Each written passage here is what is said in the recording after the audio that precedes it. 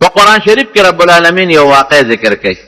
یو پیغمبر د بیت المقدس د علاقه چې اوس یروشلم ورته وایي د فلسطین نه بارسه د مخکې د فلسطین سوه ارمیا علیه السلام د الله پیغمبر و الله دغه کلي ته د هدایت لپاره ولېږه چې ته لاړ شه او د بیت المقدس د ښار ګیر چاپېره چې کومه علاقه ده دی د ګناهونو نه منع کو د شریعت او د اسلام او د ایمان د نیغه لار ورته وښایه.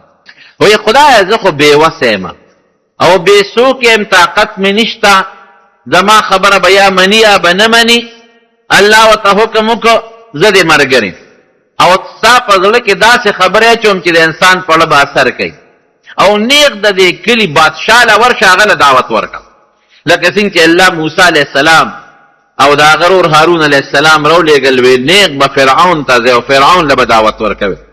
دقرنګې د ارمیا علیه السلام ته الله حکم وکړه چې ته د علاقې د کلي بادشاه له لاړ شه او زما د عذاب نه ویروه او دا ورته ووایه که دا قوم دې ټیک نه شو د الله تابعدار نه شو داسې عذاب به پرې راولېږم چې په مخ د ځمکه او مې داسې عذاب په چا هم نه رالیږي.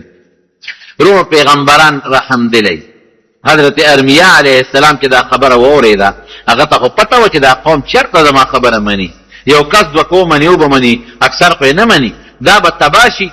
نو په جلا سر شو خاورې یم راواغېښتې په سر د پاسه یې اونوستې د عاجزۍ د وجې نه. الله وی ولې جاړئ؟ وی خدایه دا قوم به تباه کېږي. الله سوال در نه کوم دا قوم مه تباه کوه. وی ښه تر څو چې تا ردي د تباه نه ویلې هغې پورې به یې نه تباه کوم. زه راغې نیک بادشاه له بادشاه نیک سړی و ښه سړی و وی د الله پیغمبر یم الله را لېږلی دا د عیسی علیه السلام نه تقریبا څه د پاسه څه 5,500 کاله مخکنی خبره ده بلکې د 5,500 کالو نه مخکنی خبره ده 600 کالو ته نږدې مخکې د عیسی علیه السلام نه د پیدایښت بادشاه نیک سړی و بادشاه وی زه دې په دې کې ملګری زه دې خلکو ته نصیحت کوه او څوک به هم درته غږ نه کوي ځکه چې د نورو پیغمبرانو و بني اسرائیلو ته نصیحت کوو نو اکثر به پیغمبر وو او بني اسرائیلو ډېر پیغمبران وجلي وی څوک به هم راته غږ نه کوي. بادشاه اعلان وکړه په خپل ښار کې چې دا ارمیا علیه السلام پیغمبر دی. بادشاه هوښیار وکړه د ده مرسته ونه کړم زه تباه نه شم. وی دی به تبلیغ کوي خپل په دې قوم کې به ګرځي ده ته به هېڅوک هم غږ نه کوي دا خبره ومنه. خو بادشاه دې تپوس وکړه وی صاحب که دا خبره ستاسو ونه مني بیا به څنګه چلي ځکه بادشاه ته خو پته وه چې مخکې ډېر قومونه تباه شوي دي چې د پیغمبر خبره نه ده منلې. نو ارمیا علیه السلام ورته وایي چې ما سره خپل الله وعده کړې ده چې تر څو ما خیره نه کړې دی قوم ته الله به نه کړ کوي. مطمئن شو بادشاه. دعوت تبلیغ یې شروع کړو خو چیم خبره نه منله. د کلي او د علاقې خلکو ګناهونه د هغې نه نورم زیات کړل. نو په دغه علاقه کې یو جابر بادشاه و بخت نصر د عراق د علاقې د بابل د هغې طرف یو ډېر جابر بادشاه څوک وایي چې د خدایۍ دعوی کړی لکه فرعون او د نمرود او د دې بادشاهانو په شانتې زورور او تکړه بادشاه راغی او په بیت المقدس یې حمله کوله چې د مسلمانانو په دې کور باندې او د جومات باندې او په دې مدرسه باندې او په د قبله باندې حمله وکړه. 2 کاله د پیغمبر د قوم ته نصیحت وکړه خو قوم ونه منه. د قوم ګناهونه نورم زیات شو. بادشاه دا پیغمبر راوغوت حضرت ارمیا علیه السلام وی تا خو ویلو چې الله به دا کلي نه غر کوي چې تر څو ما خیره نه کړې تا خیره کړې دا وی نه ما نه ده کړې. نو وی دا بخت نصر نه مونږ خبرېږو خو ډېر ظالم بادشاه دی او زمونږ په علاقه حمله کوي. که حمله وکړه خو زمونږ دا کلي بروان شي.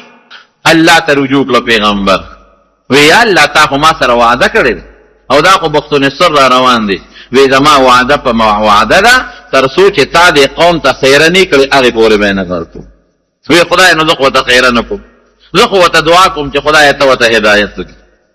بخت نصر کافر بادشاه نورم را نږدې شو 6 لکه فوج یې ځان سره راوستی 6 لکه خوله لري او ټولو سره تورې او نیزې او مضبوطې وسلې وې چې دې بیت المقدس ښار ته را نږدې شو نو بادشاه بیا دا پیغمبر راوغوښته وی صاحب څه چل دی بعد دا کافر خو را نږدې شو مونږ پرې طاقت نه شو لرلی وی غم چې ونه کې چې تر څو ما خیره نه کړې الله به دا قوم نه غر کوي. او زما رونو قوم چې کله بدعمله شي که نه او فحاشي پکې زیاته شي او بېغیرتي پکې زیاته شي بیا هغه قوم الله بربادوي.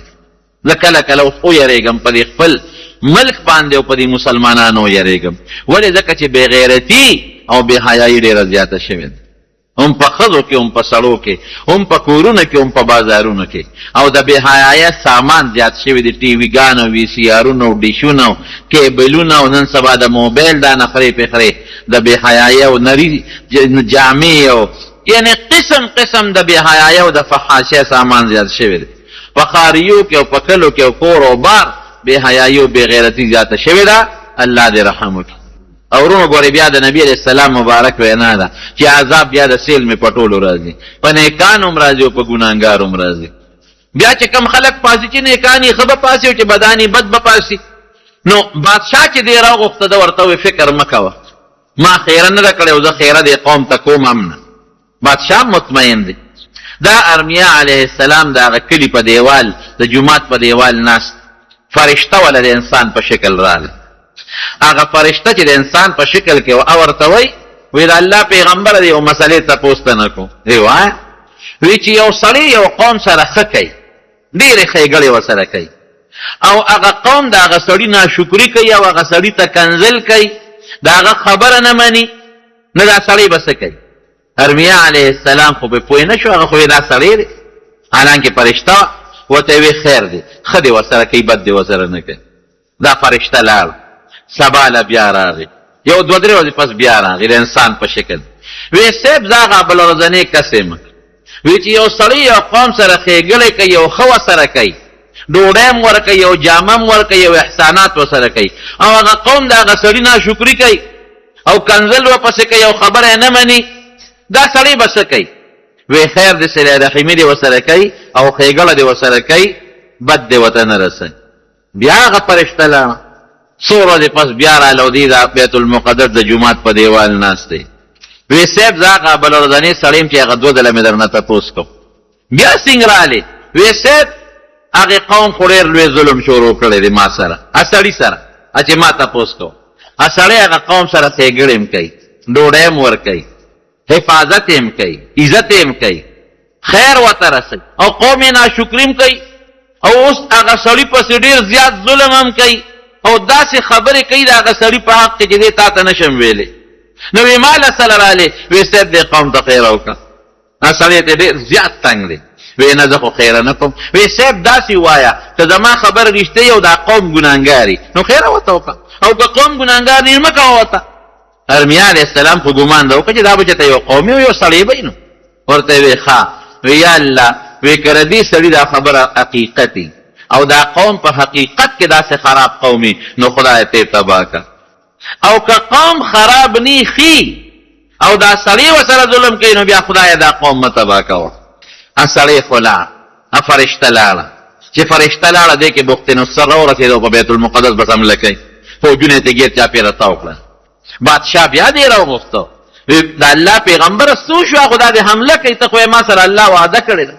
پیغمبر ارمیا علیه السلام په ژړا شو او بیت المقدس کې په سجده چې خدای تا خو ما سره وعده کړې وه چې تر څو تا خیره نه کړې نو زه به دا قوم نه تباه کوم، نو زه خو ورته دعاګانې کوم، خیرې نه کوم، ولې تباه کې؟ وی تا ورته وختي خیره نه ده کړ، هغه قوم خدا دی که نه، زه ورسره ښېګړې کوم، جامې ورکوم، عزت ورکوم، ډوډۍ ورکوم، رزق ورکوم، هغوی ما ته کنځل کوي. ځکه چې څوک وایي چې خدای له شریک دی دا خدای ته کنځل دی، چې څوک وایي خدای له زوی دی، خدای له ښځه ده دا خدای ته کنځل دي، نو هغوی خو ما ته کنځل کوي، زما خبرې نه مني. نو تا خو په خپله ورته خیره وکړه چې دا قوم خدای تباه کړي. وایي زه به اوس څه کوم، ته تې بار وځه، دا قوم اوس پرېږدم نه. هغه پیغمبر ارمیا علیه السلام ته بار ووته او بخت نصر راغې په بیت المقدس په دا کلي او په دې ښار حمله وکړه او داسې مضبوطه حمله وکړه چې د خلکو کورونه یې راوغورځول، جومات د بیت المقدس یې دړې وړې کړ، ختم یې کړ، او ځوانان چې بوډاګان چې څومره بوډاګان هغه پرېښودل، بوډاګانو ته ویې دی کورونه یې ول روان کړئ په دشت و بیابان کې اوسېږئ، او چې کوم ماشومان و هغه یې بوتلل، خپل غلامان یې کړل، او ښځې چې کومې ځوانې وې هغه یې هم ترې بوتلې، او چې کوم ځوانان سړي و هغه یې درې ځایه کړل، یو ځای یې مړه کړل، ختم یې کړل، یو ځای یې پرېښودل ویې د دې بوډاګانو خدمت کوئ، او یو ځای یې ځان سره بوتلې تاسو به زموږ غلامان یې. کله یې داسې روان که تاریخ لیکي چې دومره خطرناک قهر د خدای چې د بخت نصر بادشاه ظالم کافر په شکل کې په بیت المقدس راغی، د دې مثال چېرته نشته. ټول جومات دړې وړې شو د بیت المقدس جومات.